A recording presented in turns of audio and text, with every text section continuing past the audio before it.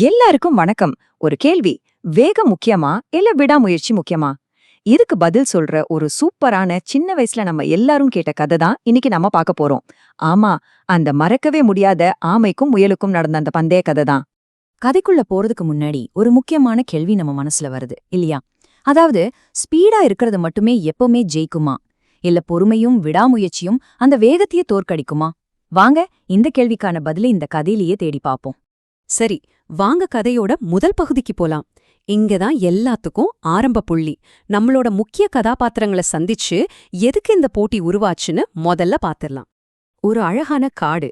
அங்க இருந்த மிருகங்கள்லயே ரொம்ப வேகமா ஓடுற ஒரு முயல் இருந்துச்சு. ஆனா பாருங்க, அதோட வேகத்தை விட அதோட தலக்கணம் தான் ரொம்ப அதிகம். எப்ப பாரு என்ன மிஞ்சா ஆளே இல்லேன்னு தம்பட்டம் அடிச்சுட்டே இருக்கும். அப்படி இருக்கும்போது ஒரு நாள் மெதுவா போயிட்டு இருந்த ஒரு ஆமைய பாக்குது இந்த முயல். கிண்டலா ஒரு சிரிப்பு சிரிச்சுட்டு, என்னப்பா இது வேகம், சரி என் கூட ஒரு ரேஸ் வச்சுக்கிறியா, உனக்கு தைரியம் இருக்கா அப்படின்னு ஒரு சவால் விழுது.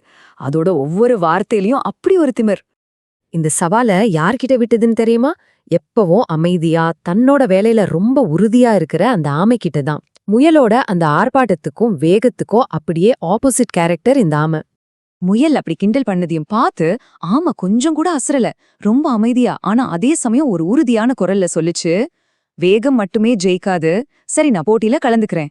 அடேங்கப்பா, பாத்தீங்களா, அந்த ஒரு வரியிலேயே கதையோட மொத்த சாராம்சமும் அடங்கியிருக்கு. சரி, இப்ப கதையோட ரொம்பவே விறுவிறுப்பான கட்டத்துக்குள்ள போலாம். காட்டுல இருக்கிற எல்லா விலங்குகளும் ஆவலா எதிர்பார்த்த அந்த ரேஸ் இப்போ ஆரம்பிக்க போகுது. நரி, அணில், குருவி, மயில்னு காட்டுல இருந்த எல்லா விலங்கும் இந்த ஒரு விசித்திரமான மேட்ச பாக்கறதுக்காக ஆர்வமா ஒண்ணு கூடிடுச்சுங்க.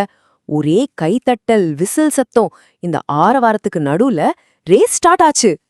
எல்லாரும் நினைச்ச மாதிரிதான் முயல் ஒரு அம்பு மாதிரி சீறி பாஞ்சு ஓடுச்சு. கண்ணு மூடி திறக்கிறதுக்குள்ள ஆமை ரொம்ப தூரம் பின்தங்கிடுச்சு. முயல் திரும்பி பார்த்தா ஆமை ஸ்டார்டிங் லைன்லயே நிக்கிற மாதிரி தான் அதுக்கு தெரிஞ்சுது. பாதி தூரம் ஓடி முடிச்சதும் முயல் தனக்குள்ளே சொல்லிக்கிச்சு, அட போப்பா, இந்த ஆமை இங்க வர்றதுக்குள்ள ஒரு யுகமே ஆயிடும் போல, நாம கொஞ்ச நேரம் ரெஸ்ட் எடுத்துட்டு ஒரு குட்டி தூக்கம் போடலாம். இந்த ஓவர் கான்ஃபிடன்ஸ் தான் கதையோட டேர்னிங் பாயிண்டே.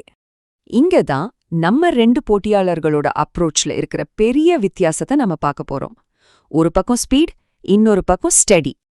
இந்த கம்பேரிசன் கதைய ரொம்ப அழகா சொல்லுது பாருங்களேன். முயலோட ஸ்ட்ராட்டஜி என்ன? பயங்கர வேகம். ஆனா அதோட ஆட்டிடியூட் தலக்கணம். அது செஞ்ச வேலை தூங்குனது. அப்படி ஆப்போசிட்ல ஆமைய பாருங்க. அதோட ஸ்ட்ராட்டஜி ஒரே சீரான வேகம், ஆட்டிடியூட் மன உறுதி. அது செஞ்ச வேலை நிக்காம முயற்சி பண்ணிட்டே இருந்தது.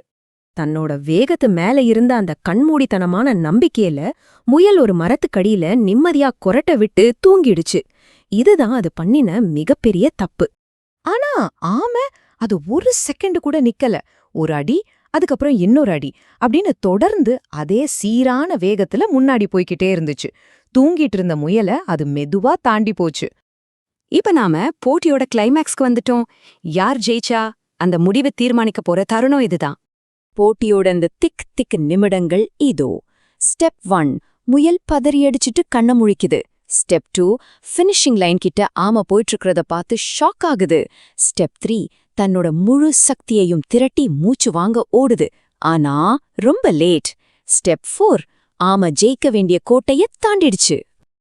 ஆமாங்க, யாருமே எதிர்பார்க்காத ஆனா 100% தகுதியான ஒரு வெற்றி.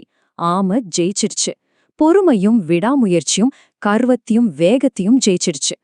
வெட்கத்துல தலை குனிஞ்சு நின்ன முயல் தன்னோட தப்பா அப்பதான் உணருது. நான் இவ்ளோ கர்வம் பிடிச்சவனா இருந்திருக்க கூடாது, இது தப்புதான் அப்படின்னு ஒப்புக்கிட்டுச்சு. அப்போ இந்த கதையோட மாரல் ரொம்ப சிம்பிள், ஆனா ரொம்ப டீப்.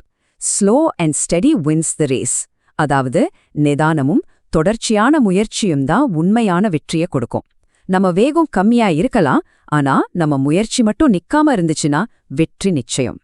சரி, இந்த கதைய முடிக்கிறதுக்கு முன்னாடி உங்ககிட்ட ஒரு கேள்வி. உங்க வாழ்க்கையில வேகத்தை விட விடாமுயற்சி தான் முக்கியம்னு நீங்க எந்த இடத்துல உணர்ந்திருக்கீங்க? இத பத்தி கொஞ்சம் யோசிச்சு பாருங்க. அடுத்த பதிவுல சந்திப்போம்.